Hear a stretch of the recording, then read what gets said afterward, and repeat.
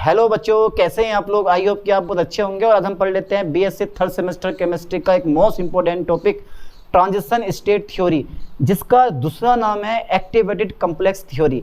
चलो यार, बातें तो होती रहेंगी, पहला डाल दो हेडिंग और आप भी डालो जरा हेडिंग। क्या बोलते हैं इसको हम? इसको बोलते हैं हम ट्रांजिशन। Okay sir, transition. ठीक है sir, transition state theory. Okay sir, okay, transition state theory. ठीक है, या बोलते हैं इसको हम एक्टिवेटेड कॉम्प्लेक्स थ्योरी। दो नाम होते हैं इसको, या एक्टिवेटेड, ठीक है, या activated okay complex theory. Okay बेटा, दो नाम होते हैं। ठीक है, कभी सोचोगे यार ये तो हम ट्रांजिशन स्टेट थ्योरी पढ़ के गए थे, एक्टिवेटेड कॉम्प्लेक्स थ्योरी कहाँ से आ गई? तो डरो मत, घबराओ मत, आज मैं आपके साथ हूँ। चलिए देखते हैं फिर। बहुत सिंपल थ्योरी है, 2 रुपए के इजी से भी इजी थ्योरी है। पता आज क्या करने वाले हैं इस थ्योरी में? कुछ बॉन्ड को तोड़ने वाले हैं और कुछ बॉन्ड को बनाने वाले हैं। अब आपको पता होना चाहिए कि प्रत्येक रासायनिक अभिक्रिया में, चाहे कोई भी केमिकल रिएक्शन हो, कुछ बॉन्ड टूटते हैं और कुछ बॉन्ड बनते हैं।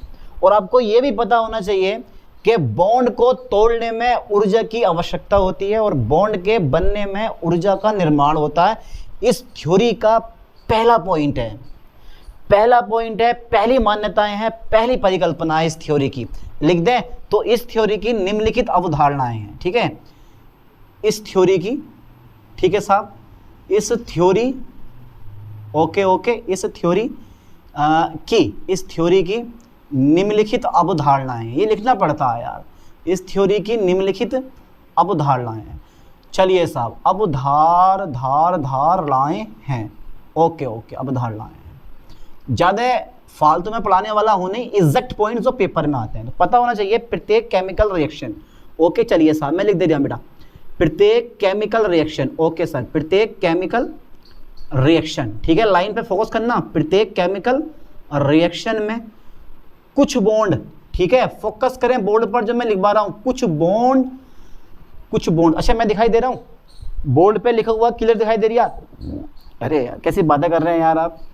प्रत्येक केमिकल रिएक्शन में, ठीक है, कुछ बॉन्ड्स टूटते हैं, ओके बेटे, तथा कुछ बॉन्ड्स बनते हैं। ओके सर, कुछ बॉन्ड्स बनते हैं। अच्छा ये बताओ, ये समझ में आ रहा है? हिंदी इंग्लिश मिक्स कर दूं? हिंग्लिश कर दी मैंने। अब हिंदी इंग्लिश मिक्स करके हिंग्लिश कर दी। और समझना बड़ा आसान है बेटे, एमएससी तो तुम्हें इंग्लिश में करनी पड़ेगी, चाहे बीएससी आप कर लो हिंदी में, पढ़ो तुम हिंदी में, और एमएससी देखिए फिर करनी पड़ेगी इंग्लिश में, तो धुआं निकल जाएगा। प्रत्येक केमिकल रिएक्शन में कुछ बॉन्ड्स टूटते हैं, ठीक है रह गया, चलो रहने दो। प्रत्येक केमिकल रिएक्शन में कुछ बॉन्ड्स टूटते हैं भी लिख लियो, चलो, तथा कुछ बॉन्ड्स बनते हैं। ओके। अच्छा सेकंड में एजम्पशन लिखूं इसका, तो बॉन्ड को टूटने पर, बॉन्ड को तोड़ने में ऊर्जा की आवश्यकता होती है। लाइन पे फोकस करें। अरे सर बॉन्ड्स को तोड़ने के लिए, अरे यार बॉन्ड्स को तोड़ने के लिए क्या कोई ऐसी चीज है जिसको आप तोड़ो और ऊर्जा भी ना देनी पड़े? इम्पॉसिबल। अगर आपको पत्थर तोड़ना ना मेरे दोस्त, तो आपको एनर्जी देनी पड़ेगी, हथौड़ा मारना पड़ेगा, तब जाकर बॉन्ड टूटेगा। अरे बड़े समझदार आदमी हो यार तुम तो। बॉन्ड्स को तोड़ने के लिए, ठीक है, ऊर्जा की आवश्यकता होती है। ऊर्जा को क्या कहते हैं इंग्लिश में? एनर्जी। ठीक है, एनर्जी की आवश्यकता होती है। ओके सर, ओके सर, आवश्यकता होती है। Very good. अच्छा इसके बाद तथा बॉन्ड के बनने पर, ओके बॉन्ड्स के बनने पर क्या होता है? ठीक है, जो एनर्जी होती है, एनर्जी, ठीक है, मुक्त होती है। मुक्त मतलब रिलीज होती है, मुक्त होती है। चलिए साहब, एनर्जी रिलीज हो रही है, जरूरत पड़ रही है। अब क्या होगा कि भैया इसका जो थर्ड अजम्पशन है, ध्यान देना, अभिकारक अणु आपस में क्रिया करके एक एक्टिव कॉम्प्लेक्स बनाते हैं, वो भी अनस्टेबल इंटरमीडिएट एक्टिव कॉम्प्लेक्स, जिसको बोलते हो आप ट्रांजिशन स्टेट। यानी कि अभिकारक अणु आपस में क्रिया करेंगे, समझेंगे। अभी एग्जांपल से पहले कुछ पॉइंट लिखवा दूं। अभिकारक अणु आए टकरा गए, टकराने के बाद एक एक्टिव कॉम्प्लेक्स बनेगा, और वो कॉम्प्लेक्स कैसा होता है? हाईली अनस्टेबल होता है और टूट कर सारा प्रोडक्ट देता है। यही बात तो समझ में नहीं आती बच्चों के केमिस्ट्री में है भैया। चलिए सेकंड नंबर, थर्ड नंबर आ गया मेरा। थर्ड नंबर आ गया जो अभिकारक अणु है, इसको बोलते हैं रिएक्टेंट मोलेक्यूल, ठीक है, रिएक्टेंट मोलेक्यूल। अभिकारक अणु जो होते हैं हमारे, अभिकारक अणु रिएक्ट करके यानी कि क्रिया करके, अभिकारक अणु क्रिया करके एक्टिव कॉम्प्लेक्स बनाते हैं। ओके सर, एक्टिव कॉम्प्लेक्स बनाते हैं, एक्टिव कॉम्प्लेक्स बनाते हैं, ठीक है सर, एक्टिव कॉम्प्लेक्स बनाते हैं।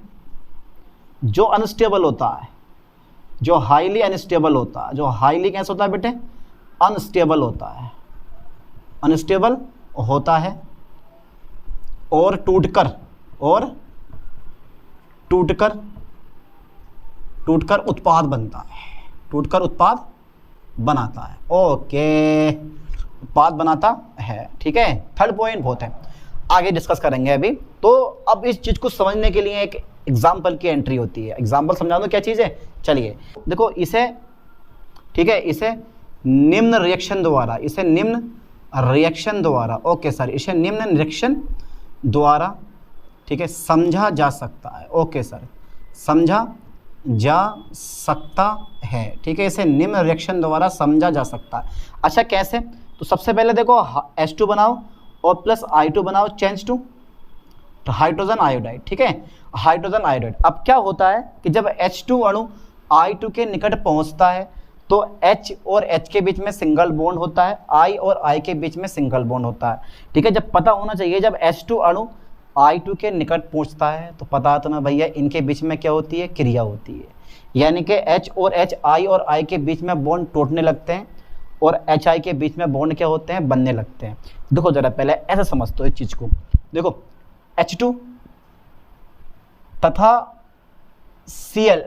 H2 तथा I2, ओके सर, I2, ठीक है, क्रिया करके, ठीक है सर, क्रिया करके, ठीक है, H2 तथा I2 क्रिया करके, ठीक है, क्रिया करके एक एक्टिव कॉम्प्लेक्स बनाते हैं, एक एक्टिव कॉम्प्लेक्स। ओके सर, एक एक्टिव कॉम्प्लेक्स, आप इसको बोल सकते हो ट्रांजिशन स्टेट, ठीक है, तभी तो बोला था उसको transition state theory. Active complex को ट्रांजिशन स्टेट भी कहते हैं। एक एक्टिव कॉम्प्लेक्स बनाते हैं, ठीक है सर, एक्टिव कॉम्प्लेक्स यानी कि एक्टिव कॉम्प्लेक्स बनाते हैं, ठीक है सर, बनाते हैं, जो हाईली अनस्टेबल होता है, जो हाईली कैसा होता है बेटे, अनस्टेबल होता है। ओके सर, जो हाईली अनस्टेबल होता है, ठीक है, और टूटकर, मत चाहो किसी को, और टूटकर प्रोडक्ट बनाता है। प्रोडक्ट मतलब उत्पाद बनाता है, टूटकर उत्पाद प्रोडक्ट बनाता है। Okay sir, okay okay okay okay okay बेटे, आराम से सांस ले लो, बना दिया ना। देखो जरा ध्यान से, तो ध्यान देना, ये हाइड्रोजन है और हाइड्रोजन के बीच में सिंगल बॉन्ड है। पता होना चाहिए हाइड्रोजन और हाइड्रोजन के बीच में जो सिंगल बॉन्ड है उसकी लंबाई कितनी होती है, उसकी लंबाई होती है 0.75 एंगस्ट्रॉम। Okay, very good. इसके बाद में यहाँ मेरे पास आता है I2, यानी कि I सिंगल बॉन्ड I, ठीक है बेटे। ये बॉन्ड थोड़ा बड़ा करके बना देना, मर्जी है आपकी, क्योंकि आयोडीन की जो रेडियाई होती है वो बहुत ज़्यादा होती है, तो इनके बीच की दूरी होती है 2.66 एंगस्ट्रॉम, ठीक है। ये मैं लिख दे रहा हूँ, तुम्हें चाहो तो लिखने वरना छोड़ देना। अब क्या होगा भैया, क्या होगा कि अब क्या होगा कि जो H है उसे आप ऐसे लिखो और इस वाले H को भी ठीक नीचे ऐसे लिखो। अब ये वाला बॉन्ड हमारा टूटने लगेगा और जो ये वाला बॉन्ड है हमारा, देखो यहाँ पर H और I के बीच में बॉन्ड बनना स्टार्ट हो जाएगा इस टाइप से। आप चाहो तो लिख सकते हो कि भाई इसकी जो लंबाई है वो 0.75 एंगस्ट्रॉम है और इसकी जो लंबाई है वो 0.66 एंगस्ट्रॉम है। तो ये पुराने बॉन्ड है और पुराने बॉन्ड को तोड़ने में ऊर्जा चाहिए और नए बॉन्ड के बनने में ऊर्जा बनती है। तो ये एक एक्टिव कॉम्प्लेक्स हो गया जिसको आप ट्रांजिशन स्टेट कह सकते हो। एक्टिव कॉम्प्लेक्स या एक्टिवेटेड कॉम्प्लेक्स बोल दो, कोई दिक्कत नहीं है, एक्टिवेटेड कॉम्प्लेक्स, ठीक है। तो ये हमारा एक एक्टिवेटेड कॉम्प्लेक्स बन गया। इसके बाद में तुरंत, क्योंकि ये अनस्टेबल इंटरमीडिएट एक्टिवेटेड कॉम्प्लेक्स है, तो ये तुरंत टूट जाएगा और हमारा क्या देगा, उत्पाद देगा, HI प्लस HI। इस टाइप से इसने ये दो अणु दे दिए, क्या क्या, हाइड्रोजन आयोडाइड के। तो एक अणु ये हो गया, एक अणु ये हो गया। अब इन दोनों के बीच में हमारे नए बॉन्ड बन गए। या इसको आप चाहो तो ऐसे लिख सकते हो, यानी कि H single bond I plus H single bond I। तो ये हो गया हमारा हाइड्रोजन आयोडाइड। तो ये बॉन्ड बन गए हमारे, ठीक है, ये वाले बॉन्ड हमारे बन गए और ये वाले बॉन्ड हमारे टूट गए। समझ गए। अब एक ग्राफ यानी कि अभिकारकों, ये दोनों क्या अभिकारक हैं, तो जितने भी आपके रिएक्टेंट आते हैं तो अभिकारकों में बॉन्ड के टूटने और उत्पादों में बॉन्ड के बनने का एक क्रम होता है। किसमें? इस एक्टिवेटेड कॉम्प्लेक्स में। इसको मैं लिख दूंगा एक्टिव कॉम्प्लेक्स में, ठीक है, यानी कि एक्टिव कॉम्प्लेक्स में, ठीक है, एक्टिव कॉम्प्लेक्स में, एक्टिव कॉम्प्लेक्स में, ठीक है। रिएक्टेंट मतलब अभिकारक हो गए हमारे, रिएक्टेंट्स में बॉन्ड टूटने, बॉन्ड्स टूटने तथा बॉन्ड्स उत्पाद में, काय में, प्रोडक्ट में, प्रोडक्ट्स में या प्रोडक्ट में बॉन्ड बनने, बॉन्ड बनने का क्रम होता है, का क्रम होता है, ठीक है, क्रम होता है, जिसे निम्न अभिक्रिया, जिसे निम्न ऊर्जा आरेख से स्पष्ट करते हैं, ऊर्जा आरेख से स्पष्ट करते हैं, ऊर्जा आरेख से स्पष्ट करते हैं, ठीक है, जिसे निम्न ऊर्जा आरेख से स्पष्ट करते हैं। अब एक बार ऊर्जा आरेख बना दूं, उससे ये क्लियर हो जाएगा कि किस तरह से ये बनता है। ध्यान से देखना जरा, इस ऊर्जा आरेख को तो आपने बहुत बार बनाया है, और यही नहीं, आपने एक्टिवेशन एनर्जी में भी ये ऊर्जा आरेख बनाया है, आपने ये एक्टिवेशन एनर्जी में भी ऊर्जा आरेख बनाया। तो ये जो आगा यहाँ पे वो आगा अभिक्रिया निर्देशांक, इसको कहते हैं इंग्लिश में रिएक्शन कोऑर्डिनेट, रिएक्शन कोऑर्डिनेट, इस टाइप से रिएक्शन कोऑर्डिनेट, ठीक है, रिएक्शन कोऑर्डिनेट। और ये आती है पोटेंशियल एनर्जी, लिख लेना आप, पोटेंशियल एनर्जी। अब एक ग्राफ बनाता हूँ, देखो जितनी भी पोटेंशियल एनर्जी होगी वो ऊपर की ओर बढ़ेगी और रिएक्शन कोऑर्डिनेट इधर की ओर बढ़ेंगे। रिएक्शन कोऑर्डिनेट मतलब ताप, दाब, ये सब चीज़ें रिएक्शन कोऑर्डिनेट में आती हैं। चलिए जरा पहला नंबर पे ध्यान देना आपको, मैं कुछ इस तरह से एक लाइन खींच देता हूँ जिसको समझना आपके लिए बड़ा आसान होगा, ठीक है। और यहाँ से आप एक ग्राफ बनाना इस टाइप के ऊपर की ओर, और ये ग्राफ हमारा को इस टाइप से बन जाता। अब यहाँ पर हमें चाहिए एक्टिवेशन एनर्जी, क्या होती है? अभिकारक अणुओं को उत्पाद में बदलने के लिए, ठीक है, जितनी ऊर्जा की आवश्यकता होती है एक्टिवेशन एनर्जी कहलाती है। अगर अभिकारक अणुओं के पास एक्टिवेशन एनर्जी नहीं है तो एक्टिव कॉम्प्लेक्स बनेगा नहीं और आपके प्रोडक्ट बनने वाले हैं नहीं। इसीलिए अगर प्रोडक्ट बनाने हैं तो अभिकारकों के पास कम से कम एक्टिवेशन एनर्जी होनी चाहिए। और अगर एक्टिवेशन एनर्जी की वीडियो नहीं देखी है तो डिस्क्रिप्शन में वीडियो का लिंक डाल दूंगा, वहां जाकर आप देख लेना। तो अब क्या है कि यहां से यहां तक की जो एनर्जी होगी वो होगी EA, एक्टिवेशन एनर्जी, ठीक है। अणुओं को भी ऊर्जा की आवश्यकता होती है, बिना ऊर्जा के वो एक्टिव कॉम्प्लेक्स कभी बना ही नहीं सकते, तभी तो बेचारे वो नीचे से ऊपर को जाएंगे, यहाँ पहुंचेंगे। और यहाँ पर आकर तो भैया यहाँ क्या है हमारा, ले भाई यहाँ पे मेरे पास H2 है और प्लस कितना है मेरे पास I2 है।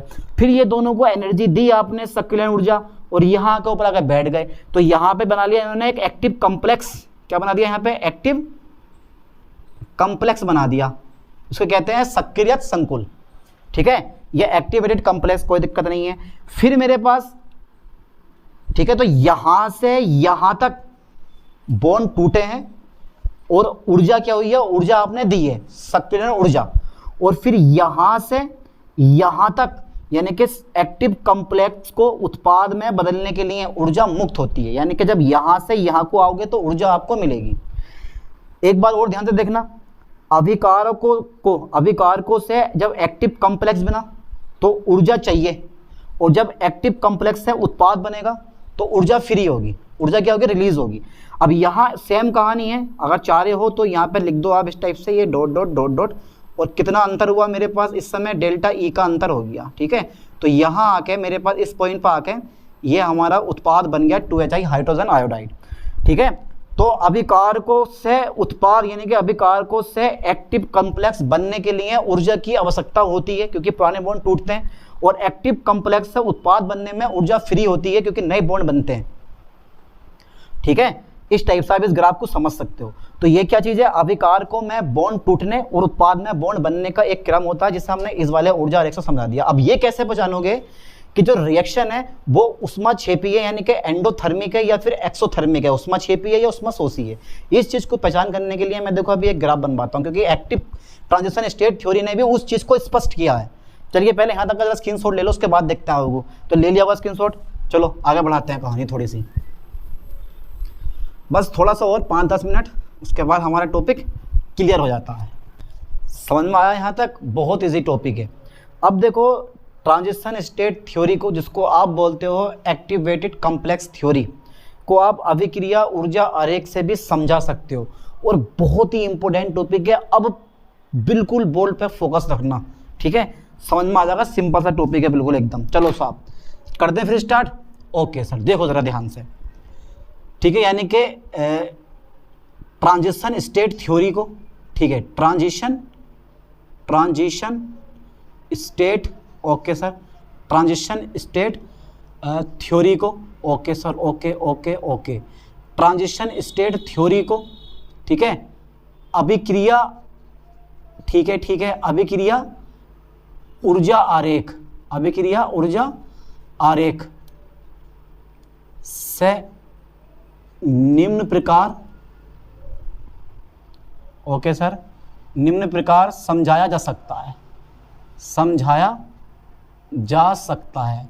तो बेटा घबराने वाली बात नहीं है, क्योंकि मैं आपके साथ हूं, समझाया जा सकता है। ओके ठीक है सर। तो 2 ग्राफ बनाऊंगा, उस 2 ग्राफ में आपको ध्यान देना। तो सबसे पहले मैं एक रिएक्शन लिख दूं, A plus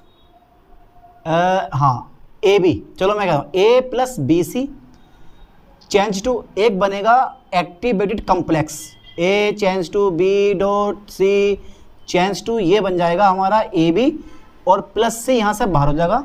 this one is active complex, ये तो बनना है ही, ये तो भैया बनना है ही हमारा एक्टिव कॉम्प्लेक्स। अब देखो जरा 2 ग्राफ बनाने वाला हूँ, वो ग्राफ पे ध्यान देना आप। 2 ग्राफ बनने वाली हैं, और दोनों ग्राफ सिंपल बनाऊंगा, कोई सा भी पॉइंट डिफिकल्ट नहीं होने दूंगा। सबसे पहले पोटेंशियल एनर्जी पकड़ो, ठीक है? पोटेंशियल एनर्जी रिएक्टेंट की भी हो सकती है और प्रोडक्ट की भी हो सकती है, और रिएक्शन कोऑर्डिनेट, ध्यान देना बेटे, पीछे मैंने लिखवा दिया reaction coordinate, yes right, okay. तो सबसे पहले एक ग्राफ पे हमें ध्यान देना है, और ये जो ग्राफ है हमारी, ये जो भैया हमारी ग्राफ है, ये ग्राफ है कुछ इस टाइप की, है काम? अरे भैया ये जो ग्राफ है वो इस टाइप की है, यानी कि A plus B C, okay. This one is reactant, और तुम्हें पता होना चाहिए यार कि अभी कारकों को कहाँ तक एक्टिव कॉम्प्लेक्स बनाने के लिए या ट्रांजिशन स्टेट में पहुँचने के लिए ऊर्जा की आवश्यकता होती है, और ट्रांजिशन स्टेट से उत्पाद बनने में ऊर्जा उत्पन्न होती है। तो this one is activation energy, you know, जानते हैं आप लोग भाई, ये क्या है मेरे पास? एक्टिवेशन एनर्जी है। ओके सर, अब A प्लस बी, ये बना हमारा एक्टिव कॉम्प्लेक्स। क्या कॉम्प्लेक्स बना भैया? एक्टिव कॉम्प्लेक्स या एक्टिवेटेड कॉम्प्लेक्स बन गया हमारा ये, ठीक है? एक्टिवेटेड कॉम्प्लेक्स हमारा बन के तैयार हो गया। अब जो ही हम नीचे से नीचे को आएंगे, और यहाँ हमारा प्रोडक्ट बन के तैयार होगा, A बाहर और BC उत्पाद हमारा बन जाएगा। दिस वन इज, ये क्या है मेरे पास मेरे दोस्त? प्रोडक्ट, और ये क्या है मेरे पास? रिएक्टेंट। ओके सर, अरे समझ में नहीं आ रहा है? अरे सिंपल सा टॉपिक है, बच्चा समझ जाएगा इस चीज़ को, ठीक है? तो dot dot dot dot dot dot dot dot, इधर भी डॉट डॉट। कितना अंतर है मेरे पास ऊर्जा में? पहले तो बेटा जरा ये बताओ, डेल्टा E का अंतर हो गया, ठीक है? अब ये जो मेरे पास रिएक्शन है ना, ये रिएक्शन है उष्माक्षेपी, ठीक है? ध्यान देना, ये कौन सी रिएक्शन है? उष्माक्षेपी, यानी कि potential energy diagram of exothermic reaction, यानी कि उष्माक्षेपी अभिक्रिया के लिए, उष्माक्षेपी अभिक्रिया के लिए, ओके सर, उष्माक्षेपी अभिक्रिया के लिए, ठीक है? पोटेंशियल एनर्जी डायग्राम, यानी कि आरेख बोल दिया मैंने इसको, ठीक ठीक है, कोई दिक्कत नहीं है, इतना हिंदी इंग्लिश मिक्सिंग कोई दिक्कत नहीं, करते हैं आगे। अच्छा ठीक है, एक रिएक्शन और मैं नन्हे मुन्ने बच्चों वाली करवाने वाला हूँ आपको, घबराना मत इसको देख के, क्योंकि भैया ये ट्रांजिशन स्टेट थ्योरी का बहुत मेन पार्ट है यार, क्योंकि यही तो ट्रांजिशन स्टेट थ्योरी बताती है आप लोगों को, और इसी से हम समझ सकते हैं। चलिए साहब, ओके सर, जैसा आप कह दोगे हम वैसा कर लेंगे, ठीक है। लो साहब, लाइन पे फोकस करें, लाइन पर फोकस करें। अब की बार पता नहीं कौन सी सरकार। चलो ये देखो, ये मेरे पास रिएक्टेंट है A+BC, और भैया यहाँ मेरे पास प्रोडक्ट बन के तैयार हो जाएंगे AB प्लस के C, और दिस वन इज ... B ... ये है मेरे पास एक्टिव कॉम्प्लेक्स। क्या बेटा, ये एक्टिव कॉम्प्लेक्स। एक्टिव कॉम्प्लेक्स तो हर एक रिएक्शन में बनता जा रहा है, ठीक है। अब एक्टिवेशन एनर्जी, अरे भैया sir this is a activation energy, okay sir, activation energy ये हैगी, ठीक है। कितना अंतर बैठ गया ग्राफ में सर, ये तो डेल्टा E का अंतर बैठा है। अब बात यह आती है भैया, ऊर्जा आरेख से स्पष्ट है कि आप लिख सकते हो रिएक्शन कोऑर्डिनेट इधर को बढ़ा दे रहे हैं, potential energy of product and reactant इस साइड में शो करते हैं, ओके। तो ये जो मेरे पास ग्राफ बनी है, ये उष्माशोषी अभिक्रिया की बनी है, ठीक है, उष्माशोषी, ठीक है, उष्माशोषी अभिक्रिया के लिए, ओके सर, ओके, उष्माशोषी अभिक्रिया के लिए कौन सा है ये, पोटेंशियल एनर्जी आरेख है, पोटेंशियल एनर्जी आरेख है, ठीक है सर। अब देखो, ऊर्जा आरेख से स्पष्ट है कि अभिकारकों को, ठीक है, एक्टिव कॉम्प्लेक्स यानी कि ट्रांजिशन स्टेट में पहुंचने के लिए ऊर्जा की आवश्यकता होती है, और ट्रांजिशन स्टेट से उत्पाद बनाने के लिए ऊर्जा क्या होती है, मुक्त होती है। मैं ये लाइन यहाँ लिखने वाला हूँ, ऊर्जा आरेख से स्पष्ट है कि, ऊर्जा आरेख से स्पष्ट है कि, ठीक है, यानी कि अभिकारकों को, ओके सर, ओके, अभिकारकों को, ठीक है, ट्रांजिशन स्टेट यानी कि एक्टिव कॉम्प्लेक्स बनाने के लिए, ठीक है सर, एक्टिव कॉम्प्लेक्स बनाने के लिए, ठीक है, ऊर्जा की आवश्यकता होती है, ओके सर, ऊर्जा की आवश्यकता होती है, ठीक है भैया, ऊर्जा की आवश्यकता होती है, बस सांस ले लो भैया, होती है। तथा एक्टिव कॉम्प्लेक्स से, ठीक है बेटे, एक्टिव कॉम्प्लेक्स से, चलो मैं यहाँ दे रहा हूँ, एक्टिव कॉम्प्लेक्स से उत्पाद बनने पर ऊर्जा क्या होती है, रिलीज होती है, ऊर्जा मुक्त होती है, ठीक है। अब बात देखो जरा ध्यान से बेटे, ये बहुत मेन पॉइंट है, 100 रुपए से भी ज्यादा रुपए का पॉइंट है, ये 1000 रुपए का पॉइंट मान लो। क्या पॉइंट है, इसके बारे में डिस्कस करते हैं। देखो पहले जरा मुझे ये बताओ, यहाँ अभिकारक की स्थितिज ऊर्जा ज्यादा है, ये मैं ऊपर को बढ़ा दूंगा, यहाँ पर अभिकारक की स्थितिज ऊर्जा ज्यादा है या उत्पाद की स्थितिज ऊर्जा ज्यादा है? आप खुद से यार एक बार दिमाग लगा लो, खुद से पहचान लो इस चीज को। अगर खुद से पहचानना सीख गए तो आप केमिस्ट्री सीख गए, वरना कुछ नहीं सीखे। समझ लो इस चीज को, तो लाइन पे फोकस करो। देखो जितना आप ऊपर को बढ़ते रहोगे पोटेंशियल एनर्जी बढ़ती रहेगी। इसका मतलब यहाँ ये हुआ कि अभिकारक की पोटेंशियल एनर्जी जो होती है वो उत्पाद की पोटेंशियल एनर्जी से ज्यादा होती है। मतलब उत्पाद की स्थितिज ऊर्जा अभिकारकों की स्थितिज ऊर्जा से कम है। अरे ये नीचे की तरफ है ना, नीचे की तरफ 0 से बढ़ रहे हैं तो ये ऊपर है, ये नीचे है, तो उत्पाद की स्थितिज ऊर्जा अभिकारकों की स्थितिज ऊर्जा से कैसी है, कम है। लिख दे रहा हूं उस लाइन को मैं। तो यदि देखो, यदि यानी कि जब उत्पाद की ठीक है सर, जब उत्पाद की कौन सी ऊर्जा, अरे भैया पोटेंशियल एनर्जी मैंने शॉर्ट में लिख दिया, ठीक है। जब उत्पाद की पोटेंशियल एनर्जी अभिकारकों की, अच्छा सर रिएक्टेंट्स की, अभिकारकों की पोटेंशियल एनर्जी से कैसी होती है मेरे दोस्त, कम होती है। तो क्या होता है, कम होती है। तो भैया तो क्या होता है कि जो तुम्हारे पास तो सक्रिय संकुल, जिसको आप बोलते हो एक्टिव कॉम्प्लेक्स से उत्पाद बनने में उत्पन्न ऊर्जा, सक्रियण ऊर्जा से कैसी होती है, अधिक होती है। अच्छा अधिक है ना, देखो ये कम हो गई, सक्रियण ऊर्जा यहाँ कम हो गई और यहाँ सक्रियण ऊर्जा कैसी हो गई, हमारे पास ज़्यादा हो गई। यहाँ सक्रियण ऊर्जा कम है और यहाँ से यहाँ तक की सक्रियण ऊर्जा ज़्यादा हो गई, ठीक है। यानी कि तो भैया एक्टिव कॉम्प्लेक्स है, एक्टिव कॉम्प्लेक्स है, ओके सर, एक्टिव कॉम्प्लेक्स है, ठीक है, एक्टिव कॉम्प्लेक्स है। और क्या बनने में, प्रोडक्ट के बनने में, मतलब उत्पाद के, एक्टिव कॉम्प्लेक्स है प्रोडक्ट बनने में कौन सी ऊर्जा बेटे, उत्पन्न ऊर्जा, उत्पन्न ऊर्जा।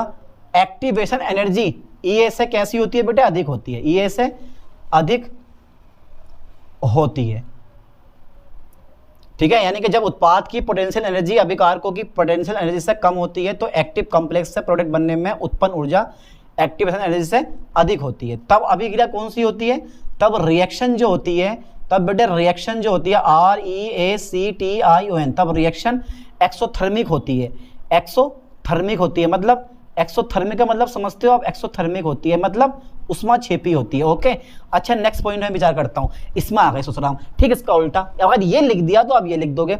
अब देखो यहाँ पर उत्पाद की स्थितिज ऊर्जा, ठीक है, वो किससे ज़्यादा है, अभिकारकों की स्थितिज ऊर्जा से अधिक होती है, ठीक है। मैं यहाँ पे लिख दे रहा हूँ कि जब, ठीक है, जब उत्पाद की, किसकी, जब उत्पाद की, ओके सर, जब उत्पाद की स्थितिज ऊर्जा, जब उत्पाद की स्थितिज ऊर्जा, क्या बात है सर, अरे लिख दिया, पूरा लिख दिया। जब उत्पाद की स्थितिज ऊर्जा अभिकारकों की, आहा,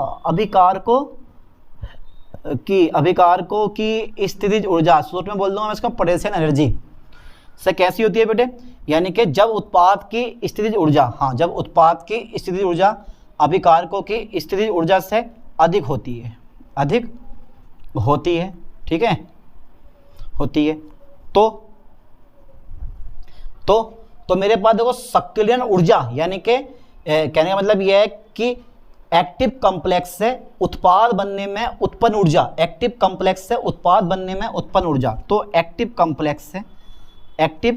कॉम्प्लेक्स से उत्पाद बनने में, क्या बनने में बेटे, उत्पाद बनने में उत्पन्न ऊर्जा, ठीक है, एक्टिवेशन एनर्जी से कैसी होती है, कम होती है, एक्टिवेशन एनर्जी से कम होती है,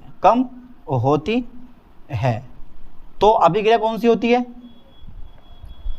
कम होती है। तब मैं देखो यहाँ पे तब है ना, देखो ये इतनी है, यानी कि जो आपके पास उत्पन्न ऊर्जा है वो सक्रियण ऊर्जा से बहुत कम हो गई, सक्रियण ऊर्जा ज़्यादा है और ये तुम्हारे पास बहुत कम हो गई, तो उत्पन्न ऊर्जा से ये से कम होती है, तब अभिक्रिया कौन सी होगी बेटे, तब अभिक्रिया कौन सी होगी, तब अभिक्रिया उष्मा शोषी होती है, मतलब तब अभिक्रिया एंडोथर्मिक होती है, ठीक है, एंडोथर्मिक होती है, ओके सर, एंडोथर्मिक होती है, ठीक है। और यहीं पर ट्रांजिशन स्टेट थ्योरी का काम तमाम करते हैं। बताओ जरा, ये समझ में आई ना आई, एक सिंपल सी थ्योरी थी, आराम से आप इस थ्योरी को समझ लोगे। और अगर फिर भी समझ में नहीं आ रही है तो 2 से 3 बार इस थ्योरी को रट के जबरदस्ती सूत्रा याद करो, पक्का याद होगा। जिस कदर जिसकी कदर की उस कदर बेकदर हुए हम, समझ गए, ओके। चलो साहब मिलते हैं नेक्स्ट वीडियो में नेक्स्ट लेक्चर के साथ, थैंक्स।